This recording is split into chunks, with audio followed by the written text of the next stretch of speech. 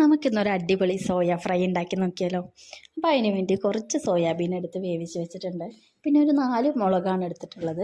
എരിവിനനുസരിച്ച് നമുക്ക് മുളകിൻ്റെ അളവ് കൂട്ടുക കുറയ്ക്കുകയൊക്കെ ചെയ്യാം.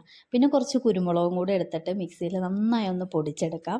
നമുക്ക് കുറച്ച് തേങ്ങ കൊത്ത് കൂടെ ഒന്ന് വറുത്തെടുക്കണം. ആ തേങ്ങ ഒന്ന് വാടി വരുന്ന സമയത്ത് നമ്മൾ അതിലേക്ക് കുറച്ച് സവാളയും കൂടെ ഇട്ട് കൊടുക്കാം. പിന്നീട് കുറച്ച് പച്ചമുളകും കൂടെ ആഡ് ചെയ്ത് കൊടുക്കാം. ഇനി നമുക്ക് അതിലേക്ക് പട്ട, ഗ്രാമ്പൂ, ഏലക്ക, പെരിഞ്ചീരകം ഇതെല്ലാം കൂടെ ഒന്ന് ചേർത്ത് കൊടുക്കാം. കുറച്ച് കറിവേപ്പിലയും കൂടെ നമുക്ക് അതിലേക്ക് ചേർത്ത് കൊടുക്കാം.